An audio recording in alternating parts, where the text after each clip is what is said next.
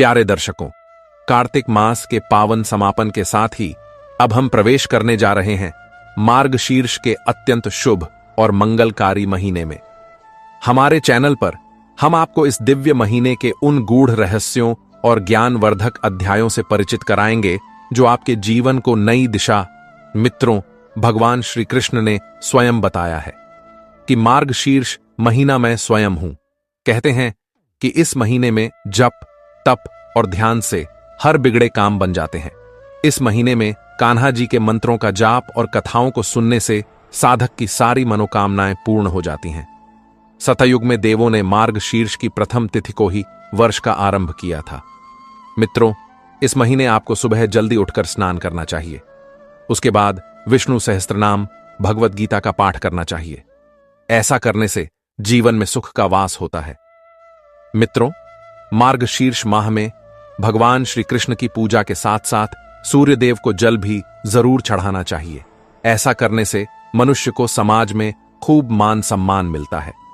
सूर्य भगवान की उपासना करने वाले व्यक्ति को अपने जीवन में कभी भी हार का सामना नहीं करना पड़ता।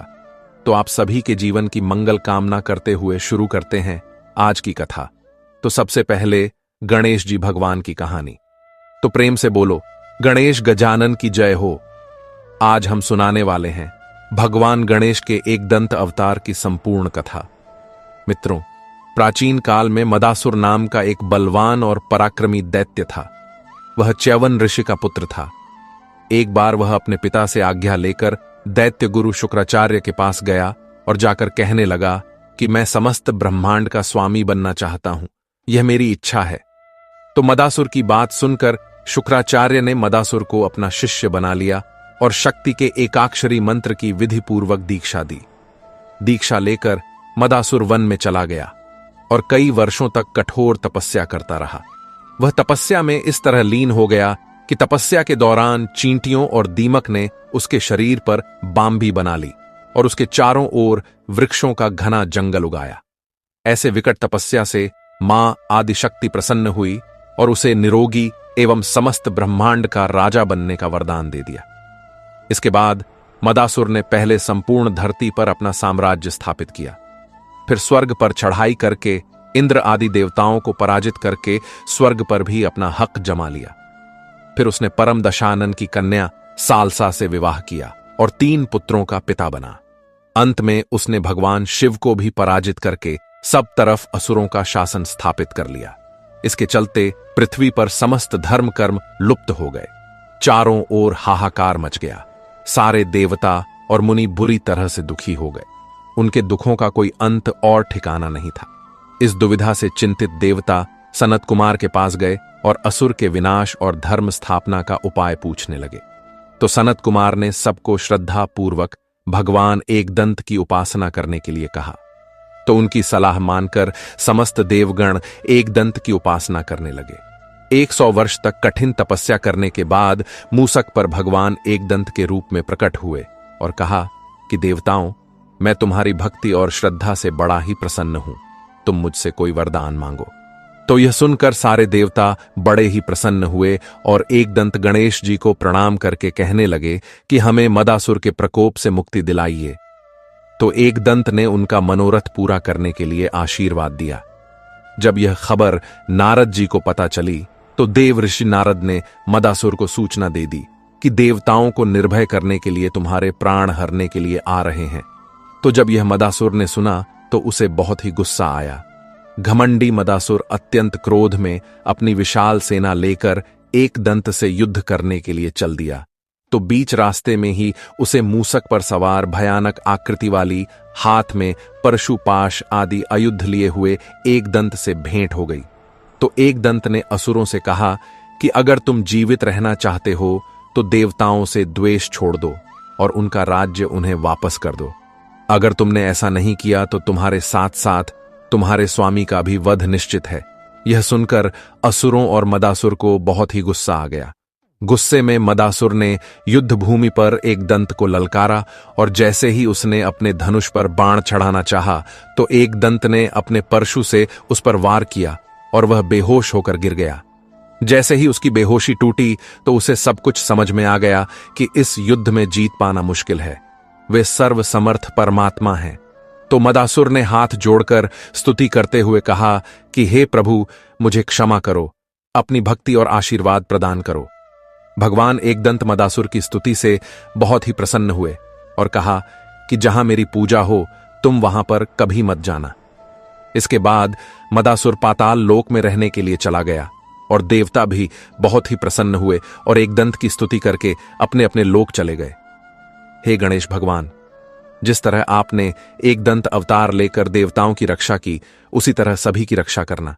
जो भी आपकी पूजा करके इस कथा को श्रद्धा भाव से सुने, उसको हर जगह विजय प्राप्त हो। प्यारे दर्शकों, अब सुनते हैं आज की अगली कहानी।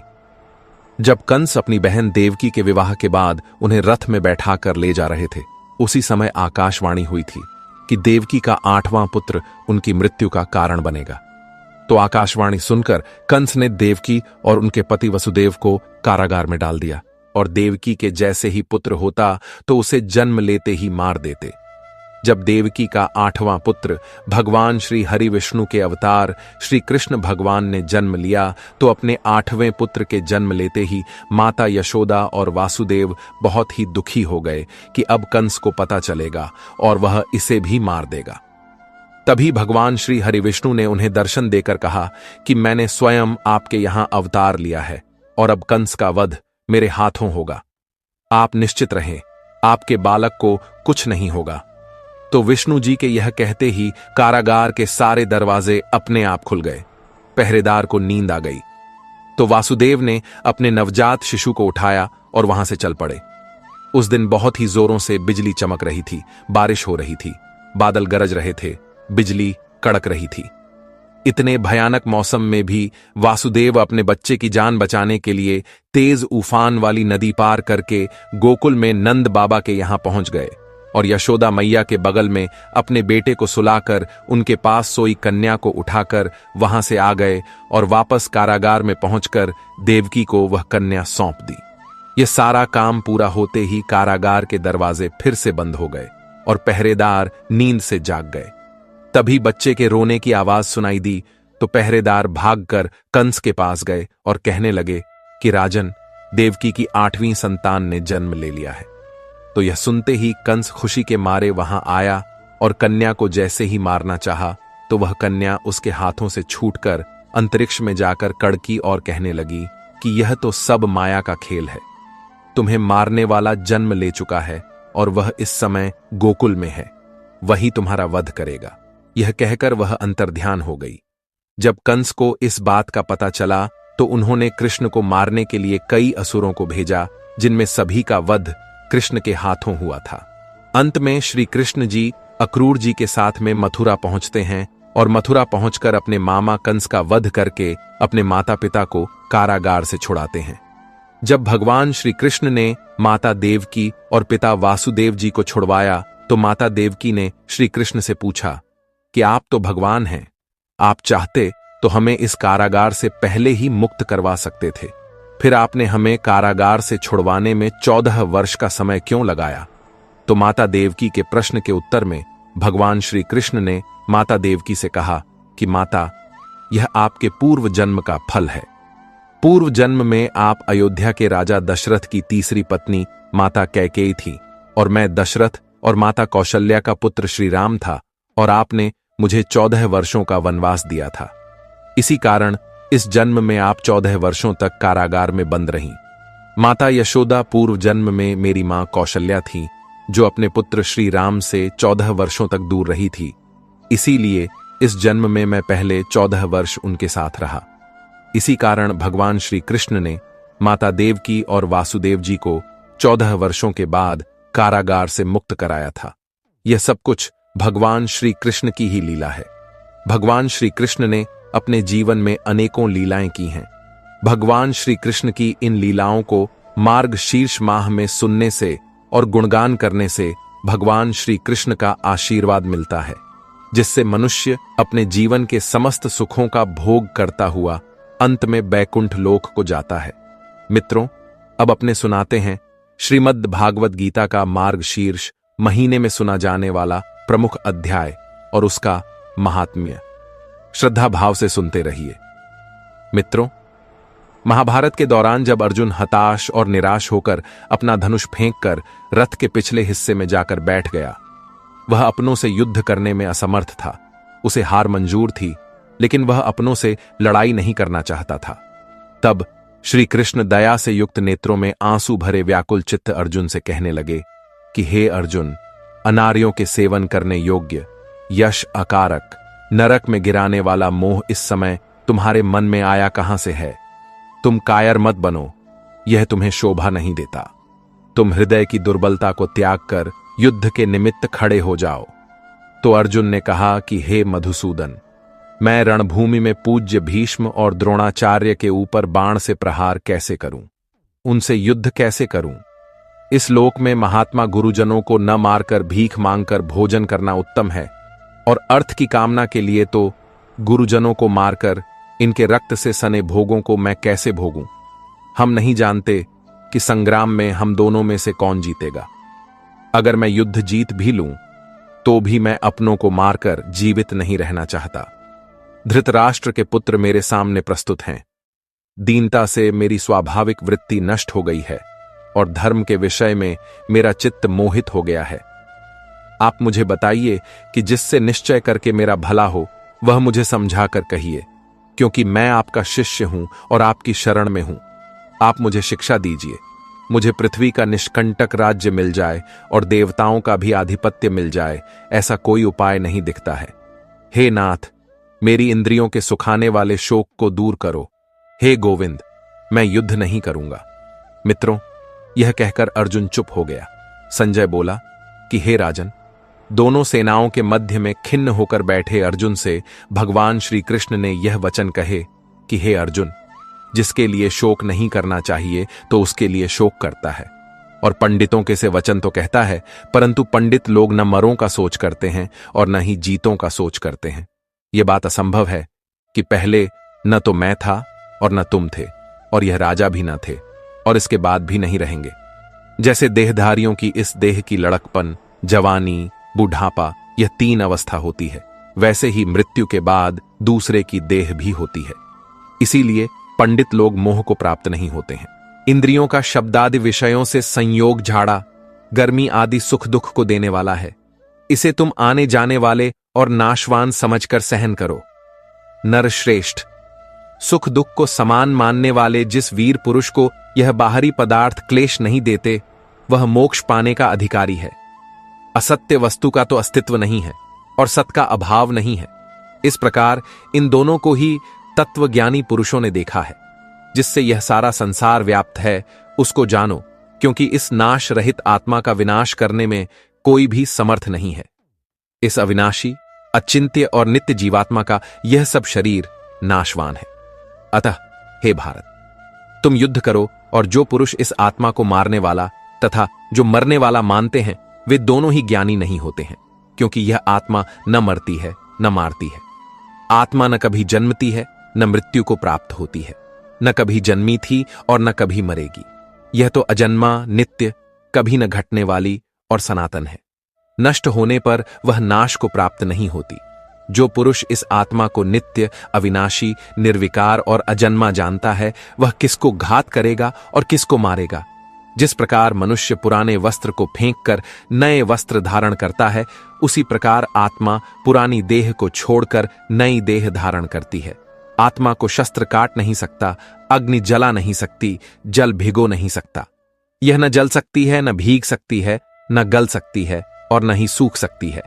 यह अविनाशी, सर्वव्यापी, स्थिर, अचल और सनातन है। यह इंद्रियों से जानी नहीं जा सकती।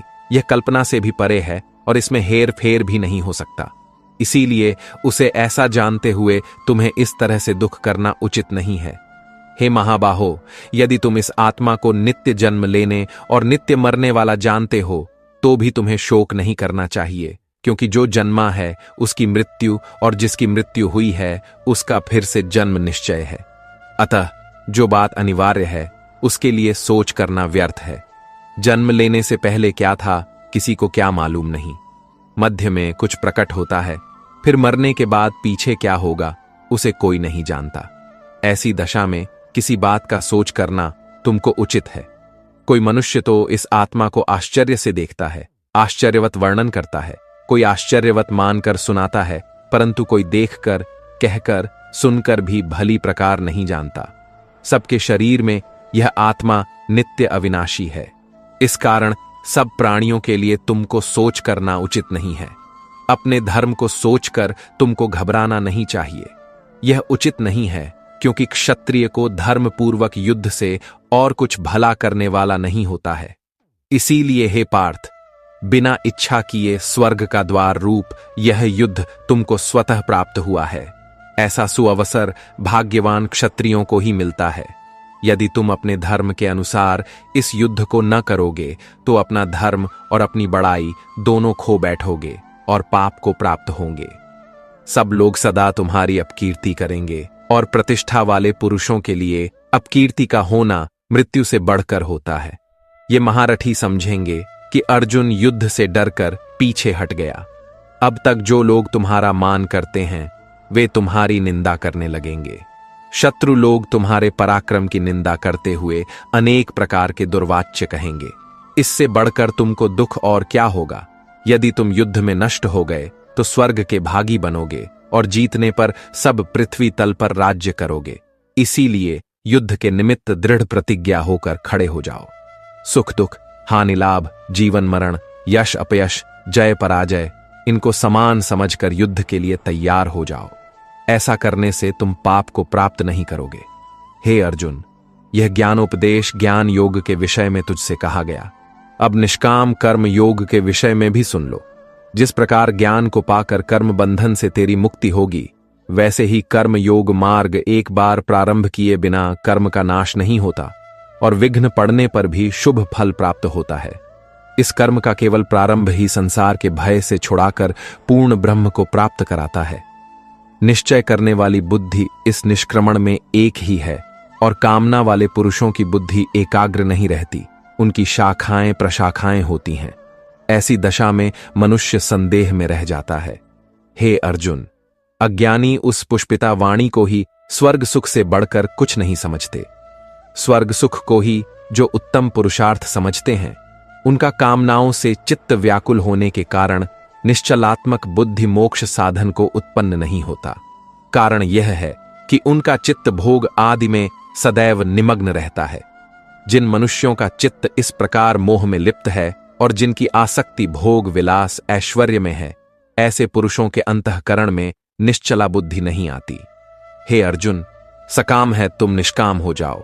सुख दुख को सकाम जानकर नित्य योग क्षेम आदि स्वार्थों में न पड़कर धीर, जवान और आत्मनिष्ठ हो जाओ। जैसे छोटे छोटे अनेक जलाशयों में मनुष्य का कार्य सिद्ध नहीं होता, बड़े जलाशय से वे सब प्रयोजन अनायास ही सिद्ध हो जाते हैं। उसी तरह संपूर्ण वेदों में कहा हुआ काम, कर्मों का फल ब्रह्म में भक्ति रखने वाले मनुष्यों को सहज ही प्राप्त होता है। तुमको केवल कर्म करना चाहिए, फल तुम्हारे अधिकार में नहीं। तुम न तो फल की अभिलाषा से काम करो और न ही निकम्मे रहो। फल की आशा त्याग कर कार्य की सफलता को समान समझकर तुम योगस्थ होकर कर्म करो। यही कर्म ज्ञान योग है।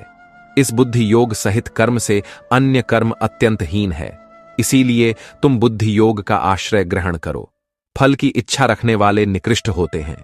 निष्काम कर्म करने वाला पुरुष ईश्वर कृपा से इसी संसार में सुकृत तथा दुष्कृत दोनों को त्याग देता है। इसीलिए तुम निष्काम कर्म में प्रवृत्त हो जाओ, जो सब कर्मों में कल्याण कारक है। कर्म फल को त्याग कर ही बुद्धि युक्त ज्ञानी पुरुष जन्म बंधन से हटकर मोक्ष को प्राप्त करते हैं। जब तुम्हारी बुद्धि मोह बंधन से बाहर निकल जाएगी, आगे सुनने वाली तथा हुई बातों से विरक्त हो जाएगा। अनेक श्रुति समर्थों के इस वचनों को सुनने से तुम्हारी बुद्धि भ्रमित हो गई है। जिस समय वह निश्चल होकर आत्मा में स्थित होगी, तभी तुमको तत्व ज्ञान प्राप्त होगा। तो अर्जुन ने पूछा कि हे केशव, आत्मस्वरूप में निश्चल बुद्धि वाला किसको कहा जाता है? उसके लक्षण क्या हैं? वह कैसे बोलता है, कैसे बैठता है, कैसे चलता है? तो अर्जुन की बात सुनकर श्री कृष्ण भगवान बोले कि हे अर्जुन, जो महापुरुष मन की सब कामनाओं को त्याग देता है और अपने आप में ही प्रसन्न रहता है, उसको निश्चल बुद्धि कहते हैं। दुख होने पर जिनके मन को खेद नहीं होता, और प्रीति, भय, क्रोध जिनके जाते रहते हैं, वह महात्मा स्थित बुद्धि वाला मुनि कहलाता है। जो सर्वत्र स्नेह करता है, जो शुभ फल प्राप्त होने पर हर्ष नहीं करता, अशुभ से अप्रसन्न नहीं होता, उसको स्थिर बुद्धि जानना चाहिए। और कछुआ जैसे अपने अंगों को समेट लेता है, उसी तरह जो पुरुष अपनी इंद्रियों को विषयों से हटा लेता है, उसकी बुद्धि को स्थिर जानना चाहिए। निराहार पुरुष के विषय घट जाते हैं, परंतु विषयों में उसकी चाहत बनी रहती है, पर ब्रह्म का अनुभव होने पर चाह भी घट जाती है। हे अर्जुन, मोक्ष में प्रत्यक्ष करने वाले विद्वान व्यक्ति को भी प्रबल इंद्रियां बलात्कार से उसके मन को जीत लेती हैं। इसीलिए सब इंद्रियों को विषयों से रोक मेरे विषय तत्पर हो जाओ। जिसने इंद्रियों को वश में कर लिया है, उसकी बुद्धि निश्चल है। जो पुरुष विषयों के ध्यान में रहता है, उसकी प्रीति हो जाती है। प्रीति होने से कामना होती है। इच्छा के पूर्ण न होने से क्रोध की उत्पत्ति होती है। क्रोध से अविवेक होता है, और अविवेक से स्मरण शक्ति नष्ट हो जाती है, और स्मरण शक्ति के नष्ट होने से बुद्धि का क्षय हो जाता है। जिसकी बुद्धि का नाश हुआ, वह विनाश को प्राप्त होता है। जो पुरुष राग द्वेष से रहित हो, इंद्रियों से विषय सुख का अनुभव करता हो और अपने मन को वश में रखता हो, वह सदैव शांति को प्राप्त होता है। शांति मिलने पर सब दुखों का नाश हो जाता है। प्रसन्न चित्त वाले की बुद्धि तुरंत निश्चल होती है। जो पुरुष योग युक्त नहीं है, उसको निश्चल बुद्धि उत्पन्न नहीं होती। भावना के न होने से शांति प्राप्त नहीं होती। अशांत को सुख कहां से मिलेगा? जैसे वायु नाव को जल में खींच कर ले जाती है, इसी प्रकार इंद्रियां उस पुरुष की बुद्धि को नाश कर देती हैं जिसका मन विषय शक्ति से इंद्रियों के पीछे लग जाता है।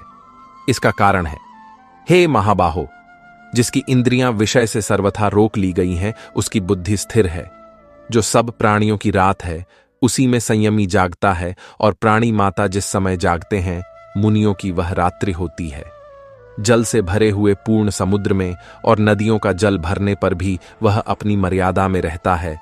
उसी प्रकार जिस पुरुष में इच्छा के रहने पर भी सब विषय भोग प्रवेश करते हैं, उसी को शांति मिलती है। विषयों की इच्छा करने वाले को कभी शांति नहीं मिलती। जो सब कामनाओं को छोड़कर तथा इच्छा से रहित विचरता हो और ममता अहंकार जिसमें नहीं है, वह शांति को प्राप्त होता है। हे पार्थ, ब्रह्म स्थिति यही है। ऐसी स्थिति मिल जाने पर प्राणी फिर मोह में नहीं फंसता और अंत में निर्वाण ब्रह्म को प्राप्त होता है। तो यह था श्रीमद् भागवत गीता जी का मार्गशीर्ष महीने में सुना जाने वाला प्रमुख अध्याय। अब हम आगे इस वीडियो में सुनेंगे गीता का मार्गशीर्ष महीने में सबसे पहले सुना जाने वाला महात्म्य। मित्रों, एक बार श्री नारायण जी बोले कि हे लक्ष्मी, दक्षिण देश में एक पूर्ण नामक नगर था। वहां एक देवशर्मा नामक बड़ा ही धनवान आदमी रहता था। वह साधु संतों की हमेशा सेवा करता था। जब संत सेवा करते करते बहुत समय बीत गया, तो एक दिन बाल नामक एक ब्रह्मचारी आया। तो देव शर्मा ने बड़े ही प्रेम भाव से भक्तिपूर्वक उसकी खूब सेवा की और विनय करते हुए कहा कि हे संत जी, मुझे कृपा कर श्री नारायण जी के पानी का ज्ञान और उपदेश दो, जिससे मेरे जीवन का कल्याण हो और मेरी मुक्ति हो जाए। तो बाल ब्रह्मचारी ने कहा कि मैं तुम्हें गीता के प्रमुख अध्याय का पाठ सुनाता हूं। उसके सुनने से तुम्हारा कल्याण होगा और तुम मुक्ति को प्राप्त हो जाओगे। तो बाल ब्रह्मचारी की बात सुनकर देव शर्मा ने कहा कि श्री गीता जी के अध्याय को सुनने से क्या कोई आगे भी मुक्त हुआ है? तो देव शर्मा की बात सुनकर वह ब्रह्मचारी कहने लगा कि मैं तुम्हें एक पुरातन कथा सुनाता हूं, ध्यानपूर्वक सुनना। एक अयालीनते के पेड़ पर बैठा था। एक बकरी सबसे आगे जा रही थी। तो बकरी को जाता हुआ देखकर शेर डरकर भाग गया। तो अयालीनते ने बकरी से डरकर शेर को भागते हुए देखा तो बड़ा ही हैरान हुआ और आश्चर्यचकित होकर देखने लगा। मैं भी वहां पर आकर खड़ा हो गया। तो उस अयालीनते से संत जी कहने लगा कि हे अयालीनते, मैं तुम्हें एक वार्ता सुनाता हूं। ये जो बकरी है पिछले जन्म में डायन थी। जब इसका भरतार मर गया तो यह बहुत ही बड़ी डायन हो गई। जिस भी सुंदर लड़के को देखती उसे खा जाती। और जो यह शेर है, यह अपने पिछले जन्म में फंक था। वह पक्षी पकड़ने बाहर गया था और डायन भी वन में गई हुई थी। वहां डायन ने उस फंक को खा लिया। अब वही फंक शेर बन गया और वह डायन बकरी बन गई। शेर को पिछले जन्म की खबर है, इसीलिए वह बकरी को देखकर शेर ने जाना कि अब भी मुझे यह खा जाएगी, तो वह डर के मारे भाग गया। तो संत जी की बात सुनकर अय्यालीनते ने पूछा कि हे संत जी, आप तो सभी बातें जानते हो, तो मेरी भी मुझे बताओ कि मैं पिछले जन्म में क्या था। तो संत जी ने कहा कि तू अपने पिछले जन्म में चंडाल था। तो अय्यालीनते ने पूछा कि हे संत जी, कोई उपाय भी है जिससे हम तीनों इस अधम देह से छूट जाएं? तो संत जी ने कहा कि मैं तुम तीनों का उद्धार करता हूं। मैं एक वार्ता सुनाता हूं, ध्यान से सुनना। प्रथम तो एक पर्वत की कंदरा में एक शिला थी। उस पर गीता का प्रमुख अध्याय लिखा हुआ था। मैंने उन अक्षरों को उस शिला पर देखा। अब मैं तुम्हारे को मन, वचन और कर्म करके सुनाता हूं, तुम ध्यान से सुनना। संत जी ने गीता जी के अक्षर सुनाए तो उसी समय आकाश से विमान आए और उन सबको विमान पर चढ़ाकर बैकुंठ लोक को ले गए। अधम देह से छूटकर देवदेही पाई और देव शर्मा भी गीता ज्ञान को सुनकर मुक्त होकर देवदेही पाकर बैकुंठ को गए। श्री नारायण जी कहने लगे कि हे लक्ष्मी, जो मनुष्य श्री गीता जी को पढ़े सुने वह अवश्य ही मुक्ति को प्राप्त होता है। आज हमने गीता का प्रमुख अध्याय और उसका महात्म्य सुना है। अब अगली कहानी सुनते हैं भगवान श्री कृष्ण और सत्यभामा की, जिसमें श्री कृष्ण भगवान सत्यभामा का घमंड तोड़ने के लिए अपनी लीला रचते हैं। तो लीला के अनुसार सत्यभामा के पुण्य व्रत के पुरोहित के रूप में नारद जी सत्यभामा से दान में उनकी सबसे प्रिय वस्तु मांग लेते हैं। तब सत्यभामा गलती से अपने पति भगवान श्री कृष्ण का दान कर देती है। द्वारकाधीश श्री कृष्ण नारद मुनि के दास बन जाते हैं।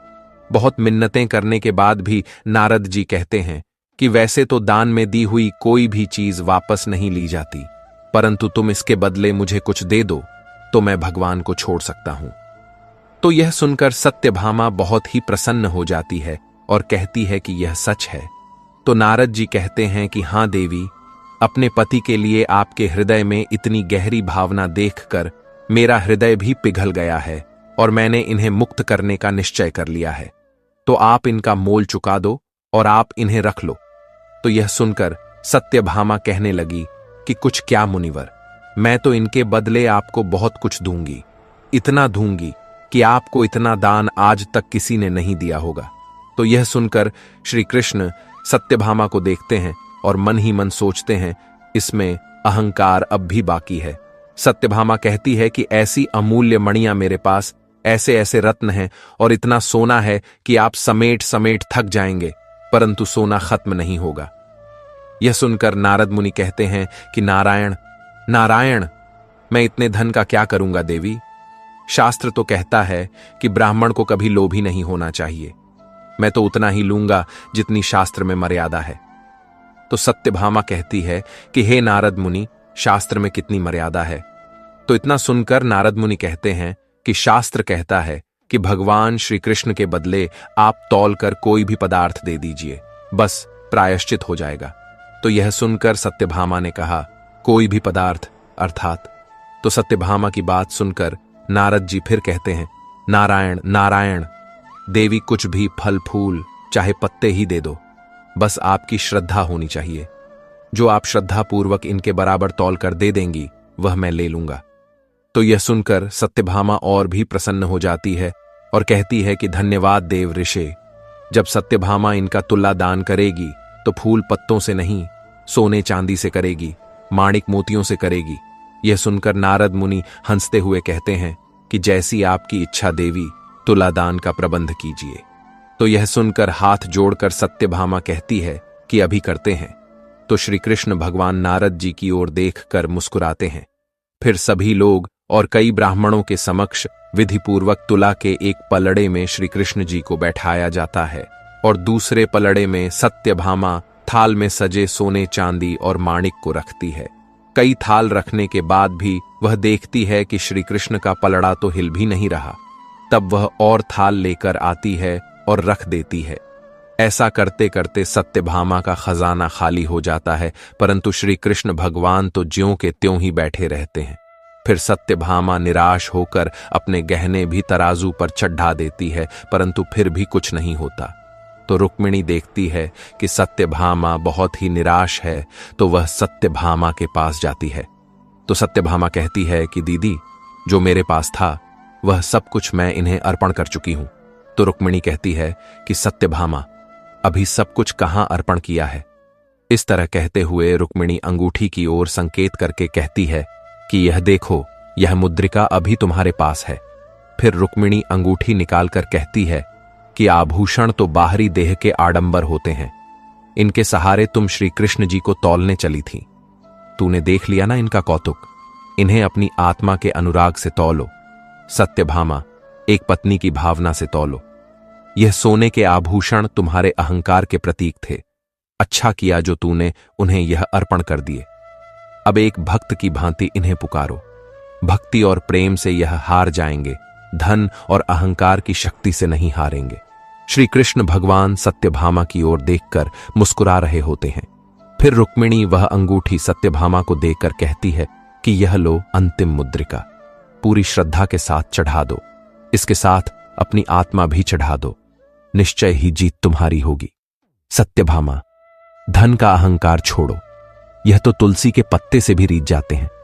फिर रुक्मिणी तुलसी का पत्ता लेकर अंगूठी के बीच में लगाकर सत्यभामा को दे देती है। सत्यभामा उसे लेकर देखती है और अपने माथे से लगाकर पूर्ण श्रद्धा और भक्ति भाव से तुल्ला पर रख देती है, और तभी चमत्कार होता है कि प्रभु का पलड़ा ऊपर उठ जाता है।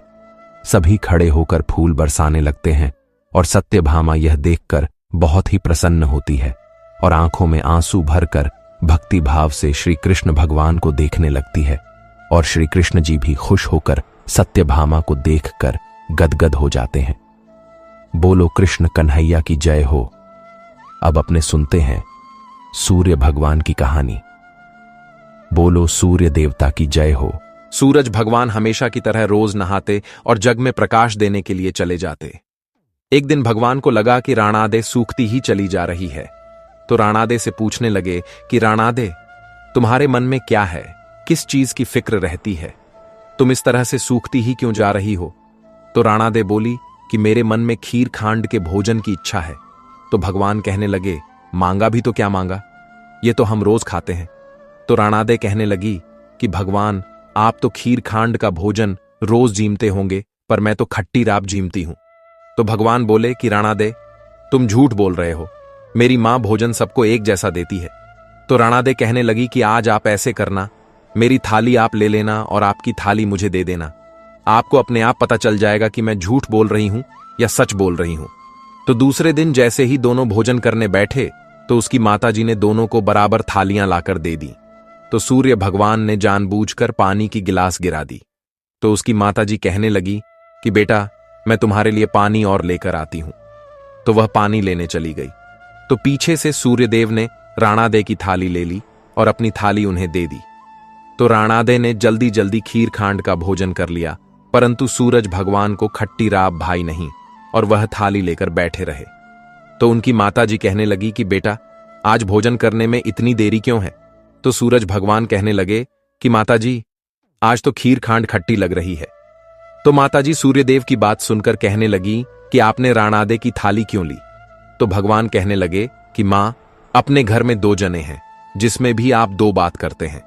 मैं नियम पालन करने वाला, और मेरे ही घर में ऐसा होता है तो दुनिया में तो पता नहीं क्या क्या होता होगा। घर में सबका खाना एक जैसा बनना चाहिए, पर आप एक ही बर्तन के अंदर 2 भांत का खाना कैसे बनाती हो? यह कहकर सूर्य भगवान हांडी देखने चले गए। तो हांडी के अंदर 2 पेट बनाए थे, बीच में एक परत थी।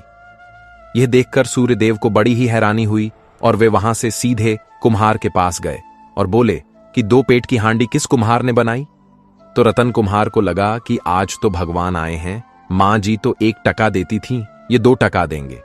तो कुम्हार जल्दी से बोला कि भगवान, मैंने बनाई है। तो भगवान कहने लगे कि आज के बाद किसी भी घर के लिए 2 पेट की हांडी बनाई तो मैं तेरे सहस्त्र पेट कर दूंगा।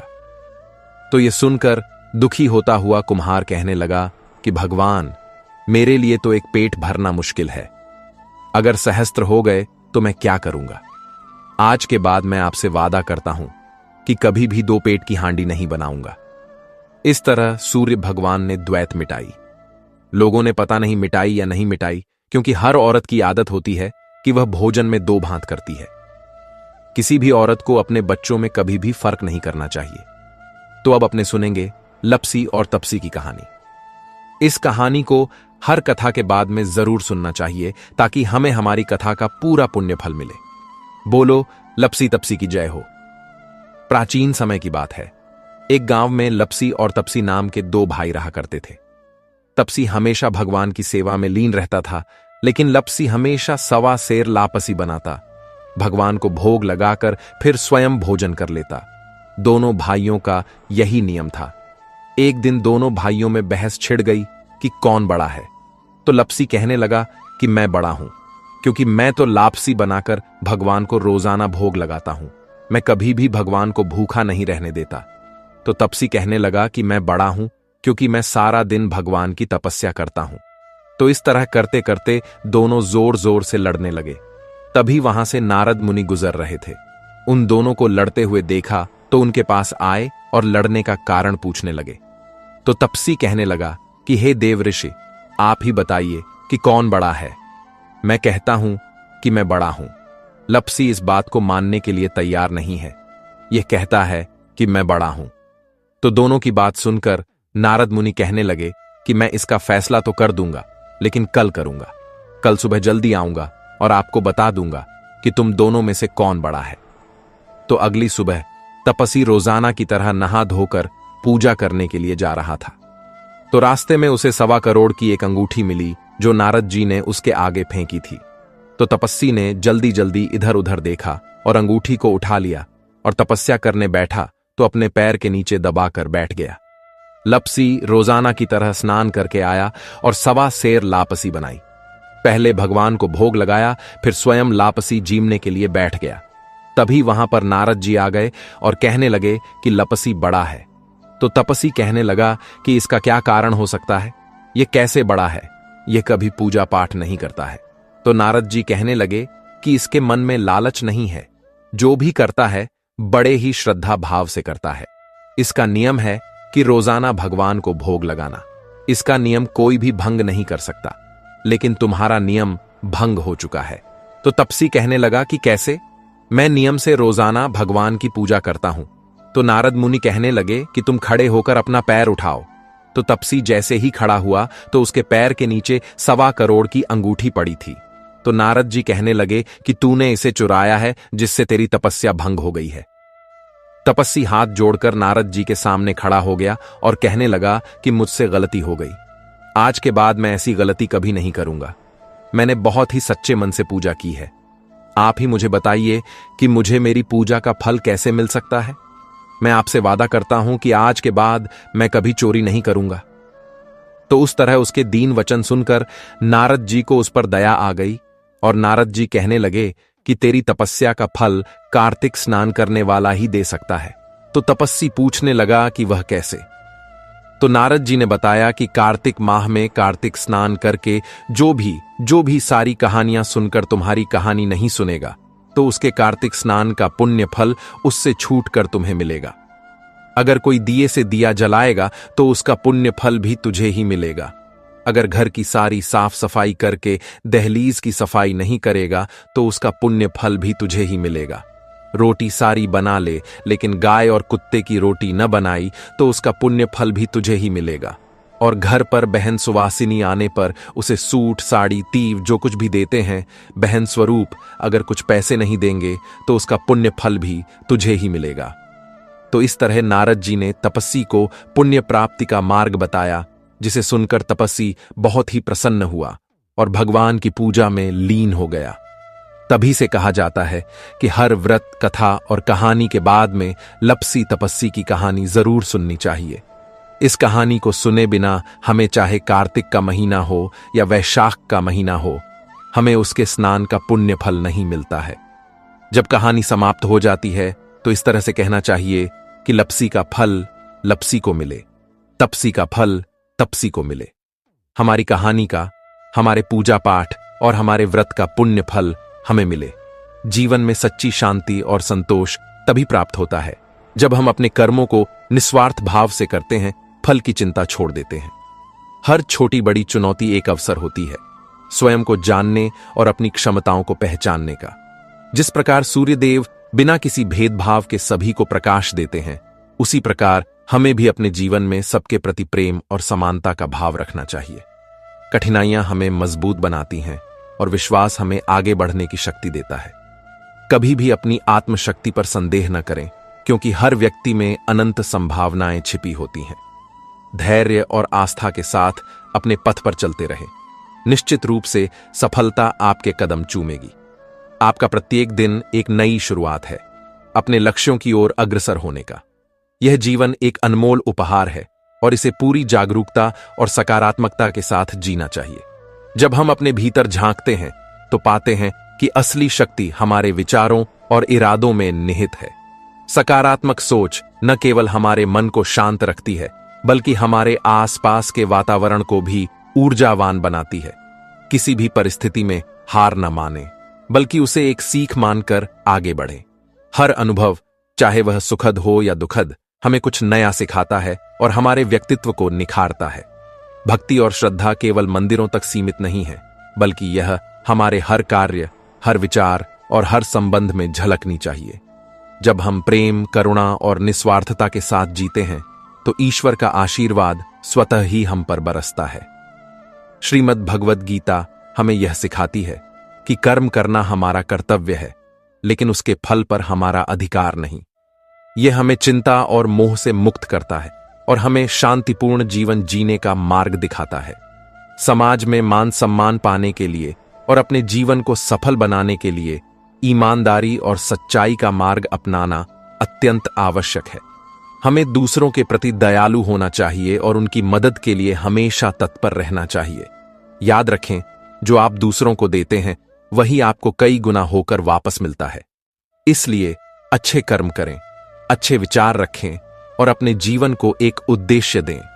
यह न केवल आपको व्यक्तिगत संतुष्टि देगा, बल्कि आपके आसपास के लोगों के जीवन में भी सकारात्मक बदलाव लाएगा। हर सुबह एक नया अवसर लेकर आती है, अपनी गलतियों से सीखने और बेहतर इंसान बनने का। अपने आप पर विश्वास रखें, अपनी क्षमताओं पर भरोसा करें और अपने सपनों का पीछा करें। जीवन की यात्रा में उतार चढ़ाव आते रहेंगे, लेकिन महत्वपूर्ण यह है कि हम कैसे उन चुनौतियों का सामना करते हैं। एक मजबूत इरादा और अटूट विश्वास आपको किसी भी बाधा को पार करने में मदद करेगा। जिस प्रकार मार्गशीर्ष माह में भगवान श्री कृष्ण की विशेष पूजा अर्चना करने से मनोकामनाएं पूर्ण होती हैं, उसी प्रकार पूरे वर्ष अपने कर्तव्यों का ईमानदारी से पालन करने और सत्य के मार्ग पर चलने से जीवन में हमेशा सुख समृद्धि बनी रहती है। अपने मन को शांत रखें, क्योंकि अशांत मन कभी भी सच्चे सुख का अनुभव नहीं कर सकता। ध्यान और प्रार्थना हमें आंतरिक शांति प्राप्त करने में सहायता करते हैं और हमारे जीवन को एक नई दिशा देते हैं। अपने स्वास्थ्य का ध्यान रखें, क्योंकि स्वस्थ शरीर में ही स्वस्थ मन का वास होता है। पौष्टिक भोजन करें, नियमित व्यायाम करें और पर्याप्त आराम लें। यह सब आपको ऊर्जावान और सक्रिय रहने में मदद करेगा। अपने परिवार और प्रियजनों के साथ समय बिताएं, क्योंकि रिश्ते ही जीवन का सबसे बड़ा धन है। उनके साथ खुशियां बांटें और दुख में उनका साथ दें। अंत में याद रखें कि जीवन एक सतत सीखने की प्रक्रिया है। हर दिन कुछ नया सीखें, अपने ज्ञान को बढ़ाएं और दूसरों के साथ उसे शेयर करें। एक ज्ञानवर्धक और उद्देश्यपूर्ण जीवन ही हमें सच्ची संतुष्टि प्रदान करता है। सदैव सकारात्मक रहें, आशावादी रहें और अपने जीवन के हर पल का आनंद लें। मित्रों, भगवान श्री कृष्ण का आशीर्वाद आप सभी पर बना रहे। मार्गशीर्ष मास में सबसे पहले सुनी जाने वाली आज की कथा और श्रीमद् गीता का प्रमुख अध्याय सुनकर आपको कैसा लगा, कमेंट करके जरूर बताना। भगवान श्री कृष्ण आपकी सारी